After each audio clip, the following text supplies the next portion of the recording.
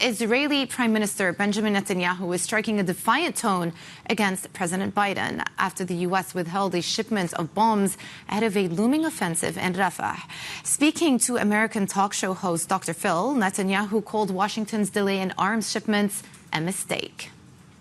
I've said in the Holocaust memorial service that we had the other day, I said in the Holocaust we stood alone, but we were defenseless.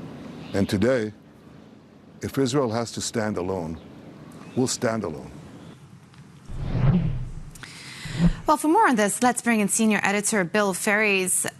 I think it's pretty clear at this point that Israeli leaders, Netanyahu himself, the prime minister, are very frustrated with the U.S. decision to withhold those shipments ahead of a potential offensive into Rafah. What do we read from those comments out of the prime minister overnight?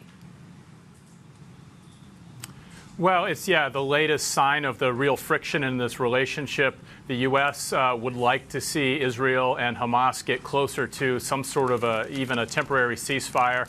It's very rare to see this kind of public divide between Washington and Israel. So even historically, that's very unusual. It should be, there's also a degree of politics going on here, of course, public politics. The U.S. is withholding some of these weapons, but has made clear that it will continue to supply defensive material for things like the Iron Dome network. And it is not, at this point, holding off on other shipments of weapons, and that includes the $4 billion package that was recently approved by Congress and the White House. But this divide it's very tense. It's widening. The U.S. is trying to put all the leverage it can on Israel to not go forward with a massive ground invasion of Rafah.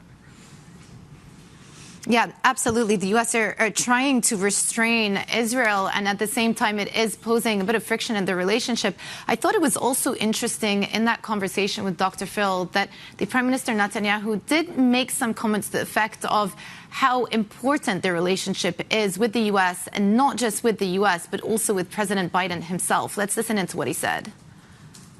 I've known Joe Biden for many years, so 40 years and more. We often had our agreements, but we've had our disagreements. We've been able to overcome them. I hope we can overcome them now, but we will do what we have to do to protect our country. So, Bill, here he was drawing in on his personal relationship with President Joe Biden.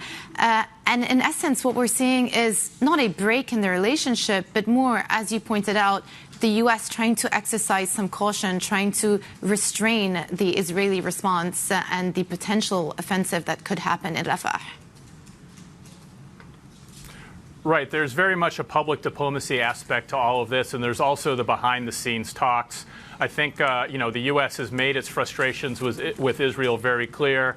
They've wanted to draw this line on Rafah, but they have not opposed some of the early moves that we've seen Israel making in Rafah. They've said that the kind of more strategic strikes that have taken place so far are within the scope of what the U.S. thinks is acceptable. So it's a very fine line, and things could easily spiral out of control. But the U.S. focus remains on preventing a greater humanitarian disaster in Rafah and southern Gaza, and trying to get these two sides to at least agree to this ceasefire plan that has been in the works for months now, in which it seems both sides are very close to agreeing to, except for some key sticking points.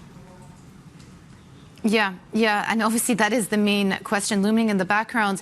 Another story that came out this morning, this is per Axios reporting. Blinken, the Secretary of State, is planning on submitting Israel conduct report to Congress as soon as Friday, so that's today. Axios has cited 3 unnamed U.S. officials on Blinken's report. The report won't say Israel broke weapon use terms per Axios reporting. Of course, this is not our own reporting, but I think it is interesting in the context of the friction between the U.S. and Israel right now that this report is actually being submitted to Congress, isn't it?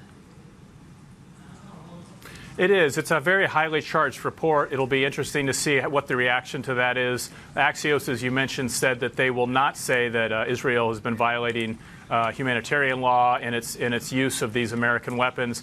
But it is also part of this very delicate dance between Democrats and Republicans in Congress and in U.S. politics, and also between the White House and Israel. So it's another sign of one of these things that could be a source of further tension in this relationship.